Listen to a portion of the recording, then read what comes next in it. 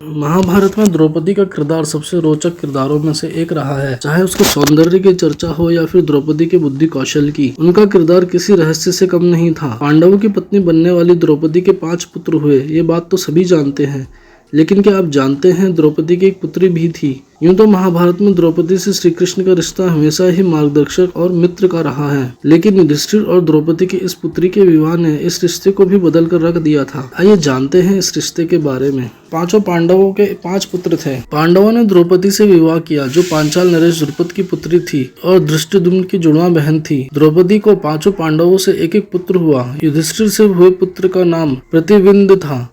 भीम और द्रौपदी के पुत्र का नाम सोम रखा गया।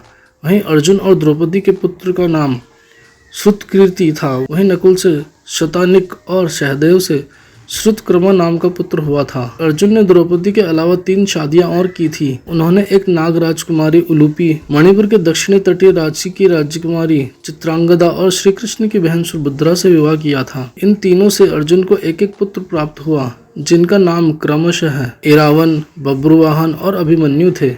नकुल ने चेदी राज्य की करेनुमति से विवाह किया था और उनका निरामित्र नाम का एक पुत्र हुआ। सहदेव ने मद्र देश के राजा श्रीमान की पुत्री विजया से विवाह किया था। उन दोनों का सुहोत्र नाम का एक पुत्र हुआ। हालांकि विडंबना यह रही कि महाभारत के युद्ध में सभी मारे गए। पांडवों के इन सभी पुत्रों में से सिर्फ अभिमन्यु ने कुरुवंश को आगे बढ़ाया। उसका विवाह मत्स्य देश के राजा विराट और सुदेशना की पुत्री उत्तरा से हुआ था और अभिमन्यु और उत्तरा का पुत्र ही परीक्षित था। लोक कथाओं के अनुसार द्रौपदी और युधिष्ठिर की एक पुत्री भी थी, जिसका नाम सुथनु था। कहा जाता है कि युद्ध के बाद उसका विवाह श्री कृष्ण और सत्यभामा के पुत्र भानु से हुआ था। इस कथा के अनुसार श्री कृष्ण, जिनकी बहन से अर्जुन ने विवाह किया था, वही द्रौपदी और युधिष्ठिर की पुत्री के ससुर भी थे। लेकिन महर्षि वेदव्यास की महाभारत में द्रौपदी की पुत्री का कोई उल्लेख नहीं है।